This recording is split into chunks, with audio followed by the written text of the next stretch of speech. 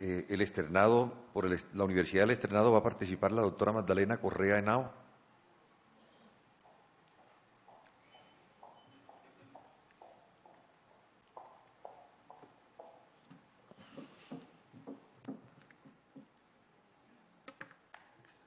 Buenas tardes. Saludo a las señoras magistradas, a los señores magistrados, a la señora secretaria general y a las personas asistentes a la audiencia.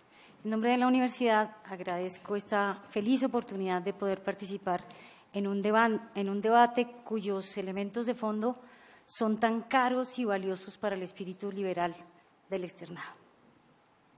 Haré referencia a 3 puntos con los cuales espero atender de manera directa e indirecta las preguntas que se le han formulado a los intervinientes.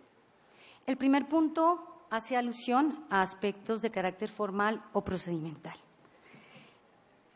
Es decir, la pregunta que quisiera absolver desde el punto de vista del análisis que hemos desarrollado en el Departamento de Derecho Constitucional con relación a los procesos de tutela incoados por la Procuraduría General de la Nación es si ella tiene legitimación en la causa, 1, y 2, si ella puede estar defendiendo derechos fundamentales propios de aquellos que se pueden vulnerar con ocasión de sentencias judiciales. Frente a lo primero, aunque efectivamente ustedes, como jueces constitucionales en jurisprudencia, verbigracia auto 283 del año 2010 o sentencia T293 del 13, han hecho una interpretación bastante amplia de las funciones reconocidas por la Constitución en el artículo 277 al Procurador General de la Nación para reconocerle así poco más o menos una competencia absoluta de intervención sin distingo en los procesos administrativos y a la sazón aquí, en los procesos judiciales. Lo cierto es que esa interpretación del juez constitucional jamás puede entenderse en el sentido de que dicha función tenga la capacidad de desquiciar, de desnaturalizar las acciones y los procesos judiciales en donde puede ampliamente intervenir. Su intervención entonces deberá estar alineada con las características de esa acción y de ese proceso. En ese sentido, volviendo al asunto y a los casos de los que se está discutiendo en esta audiencia, tendríamos que decir, bien, ¿cuál es el derecho fundamental llamado a ser protegido por vía de acción de tutela frente a sentencias judiciales? El derecho al debido proceso. Tiene la Procuraduría General un derecho a un debido proceso en un asunto de la jurisdicción voluntaria que resuelve un interés particular de 2 sujetos, aunque después sometido a normas de derecho público, definitivamente no. O poniendo las cosas por su nombre, según el planteamiento de la Procuraduría, existe el derecho fundamental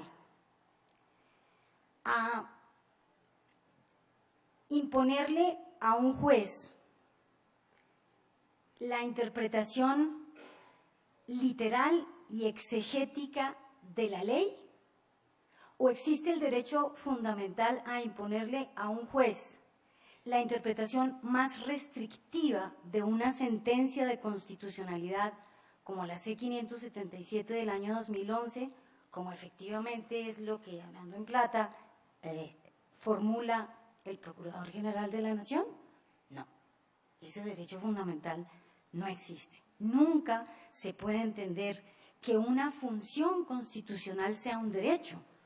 Una función constitucional es una competencia, pero no un derecho fundamental.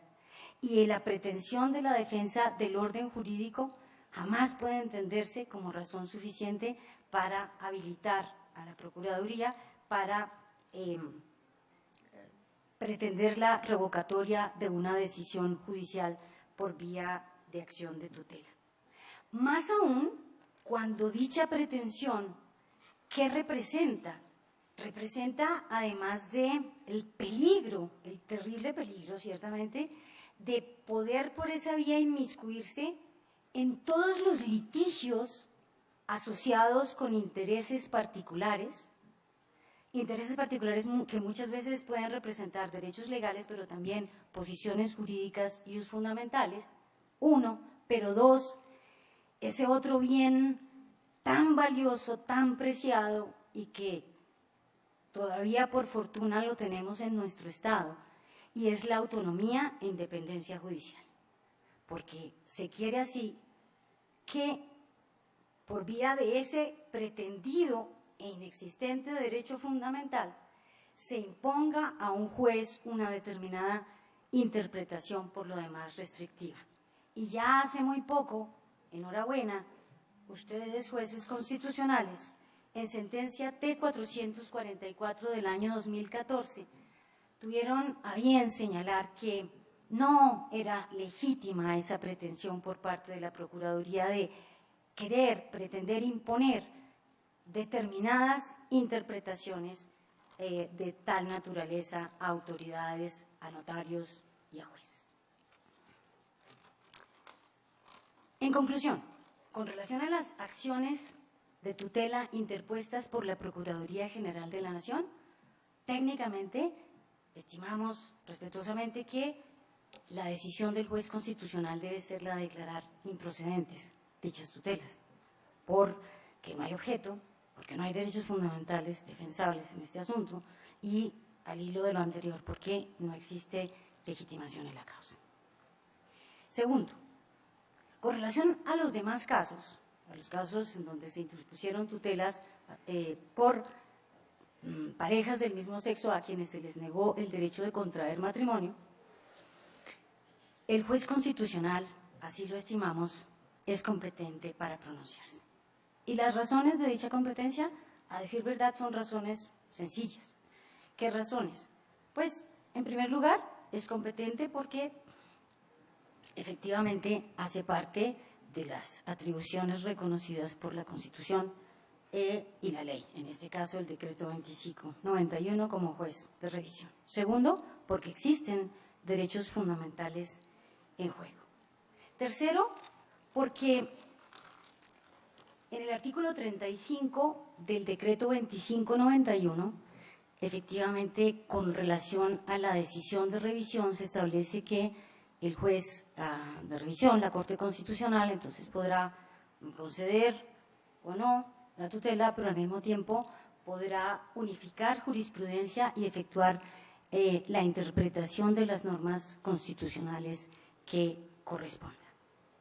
Pero existe adicionalmente otra razón, y es que la jurisprudencia de la Corte Constitucional también ha admitido que por vía de tutela se efectúen interpretaciones de sentencias de constitucionalidad.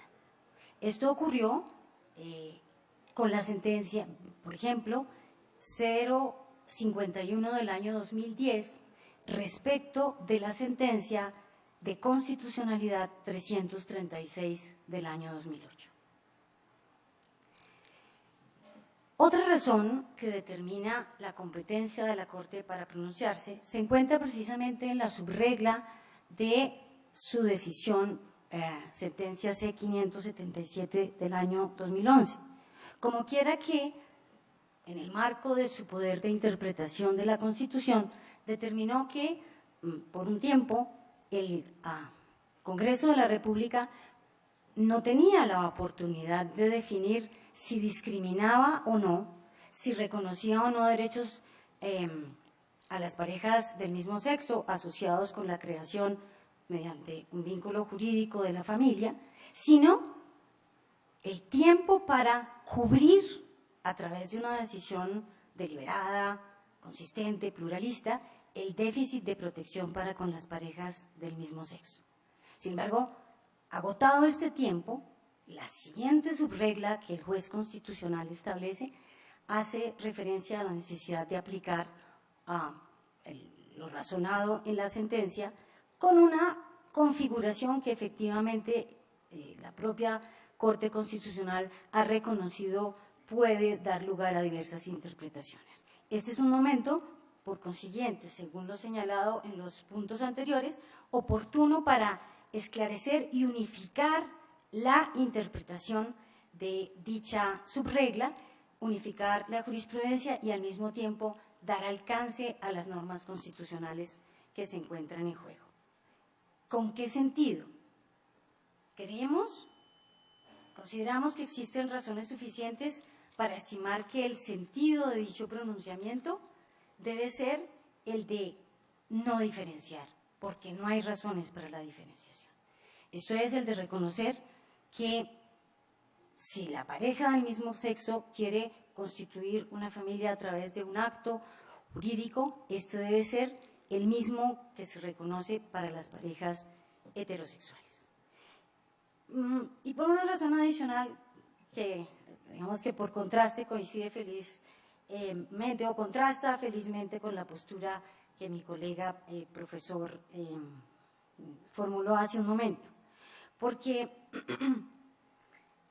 efectivamente el juez constitucional, a través de figuras de distinta naturaleza, pero también el juez interamericano, Verbigracia en sentencia Heleman versus Uruguay del año 2011, ha evidenciado una pieza fundamental del Estado constitucional. Esto es la inexistencia ya de un legibus solutus, de un poder legislativo absoluto.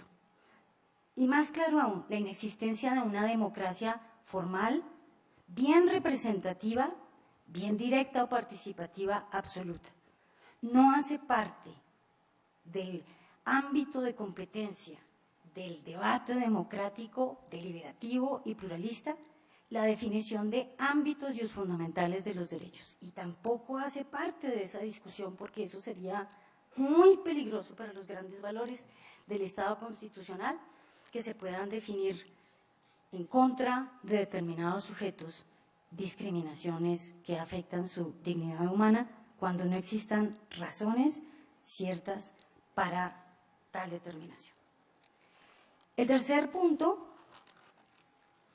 entonces concluyo este segundo diciendo en conclusión que la Corte es competente y en el marco de esa competencia estaría llamada a estimar, a interpretar el alcance de la sentencia C-577 del año 2011, señalando que las parejas del mismo sexo tienen derecho a contraer matrimonio, como ocurre con las parejas heterosexuales, como una decisión que en el marco de revisión tenga efectos intercomunes.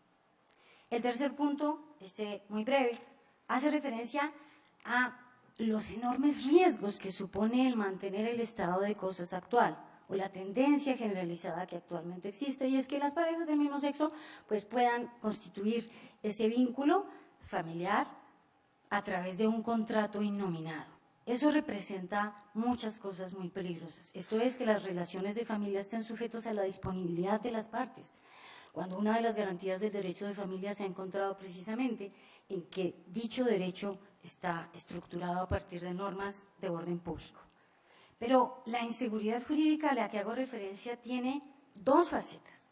Una faceta que es en la que todos los que consideramos que esta discriminación es, digamos que de manera muy coloquial, el colmo, asociada a todos los riesgos en los derechos de la pareja, como no poder beneficiarse de la seguridad social, eliminar la garantía básica del debido proceso de no declarar en contra del cónyuge, etcétera, y todo el listado de discriminaciones que se pueden derivar de dicha inseguridad jurídica.